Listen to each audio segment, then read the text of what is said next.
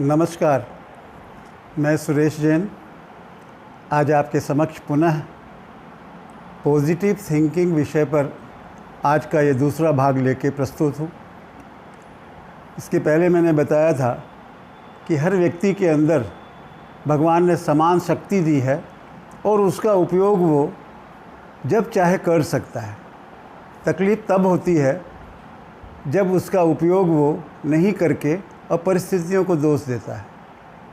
आइए आज मैं आपके सामने कहना चाहता हूँ कि आजकल लोग समझते हैं कि धन है तो आदमी सफल है, पढ़ा लिखा है तो सफल है, बहुत ज़्यादा अच्छी नौकरी मिला है तो सफल है।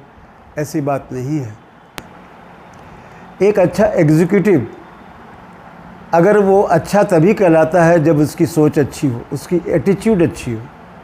एक अच्छा टीचर तभी अच्छा टीचर बनता है जब उसकी सोच अच्छी होती है। एक अच्छा बिजनेसमैन तभी अच्छा बिजनेसमैन बनता है जब उसकी सोच अच्छी होती है। एक अच्छा स्टूडेंट तभी अच्छा स्टूडेंट बनता है जब उसकी सोच अच्छी होती है। इसी तरह से आप देखेंगे कि घरों में अगर माता पिता की सोच अगर अच्छी नहीं है तो उस घर में कभी भी वो माता पिता सही ढंग से अपने बच्चों का लालन पालन नहीं कर पाते हैं। इसलिए कहा गया है कि सबसे ज़्यादा ध्यान देने की अगर ज़रूरत है तो अपनी सोच पे, अपनी समझ पे, अपने विचार पे। आइए आपको मैं एक कहानी सुनाता हूँ कि कभी कभी क्या होता है, आदमी की सोच जो है वो गड़बड़ा जाती है तो वो किस तरह से अपने जीवन में सबसे ज़्यादा नुकसान पाता है। एक बार की बात है कि एक किसान था और किसान बहुत अच्छा था, उसके घर में सब कुछ था, संतोषी प्राणी था, वो बहुत खुश था। जो कुछ उसके पास था खेती करता था और अपना परिवार से कुल मिल के रहता था। उसको कोई प्रकार की कोई ऐसी तकलीफ़ नहीं। उसकी सोच में एक ही चीज़ थी कि जो है सो ठीक है, और वो अपना अनाज आराम से उपजाता, परिवार वाले खुश थे उसके साथ। एक बार क्या हुआ कि उसके पास कोई व्यक्ति आया और उसने कहा, अरे भैया, तुमको पता नहीं है, तुम इतना मेहनत कर रहे हो, क्या फ़ायदा इससे?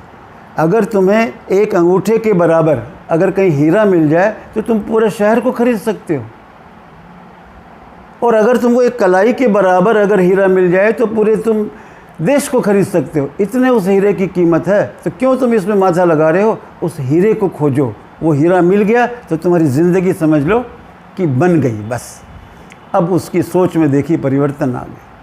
अब वो घबरा गया, रात भर नींद नहीं आई उसको। उसने लगा कि मैं इतना मेहनत कर रहा हूँ, अगर ये हीरा कहीं से मुझे मिल जाए तो मेरा तो फिर कहना ही क्या है। उसको उस आदमी की बात दिमाग में घूमने लगी, नींद उड़ गई, खाना पीना अच्छा नहीं लगा। अब उसने निर्णय ले लिया कि मैं तो हीरा खोजूँगा ही खोजूँगा। उसने अपना क्या किया कि अपना खेत बेच दिया किसी को और वहाँ से निकल पड़ा हीरे की खोज में। अब हीरा खोजते गया, कहीं हीरा मिला नहीं उसे। अब देखिए धीरे धीरे उसकी हालत इतनी ख़राब हो गई कि जितना पैसा लेके गया था, इस गांव उस गांव, इस शहर उस शहर, इस देश उस देश, उसको वो हीरा मिला नहीं। और अंत में क्या हुआ जानते हैं आप? वो हीरा खोजते खोजते उसके सारे पैसा ख़त्म हो गए और बीमार हो गया और उधर ही कहीं मर गया। सोच में थोड़ी सी परिवर्तन होने से उसने अपने जीवन को ही ख़त्म कर दिया। और इधर क्या हुआ सो देखिए, उसने जिसको खेत बेचा था वो खेत वाला उसमें अपना खेती कर रहा था। उसमें एक नदी बहती थी। एक दिन उसने देखा कि नदी के पास कोई चीज़ पत्थर चमक रहा है। उसने पत्थर को उठाया और ले जाके घर में रख दिया। बोला कि बहुत अच्छा चमकता है, इसमें सूरज की किरण पड़ती है तो इसमें अलग अलग रंग निकलते हैं।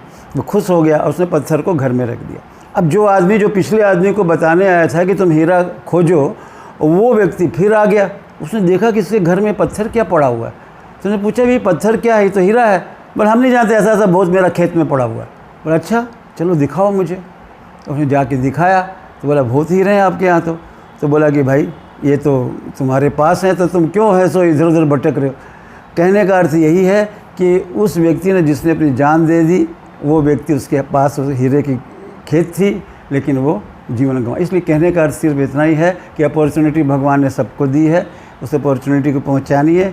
सोच अच्छी रखिए तभी होगा। अपनी जमी अपना आकाश पैदा कर, अपने कर्मों से नया इतिहास पैदा कर, और मांगने से मंजिल नहीं मिलती है दोस्तों, अपने हर कदम पे विश्वास पैदा कर। धन्यवाद।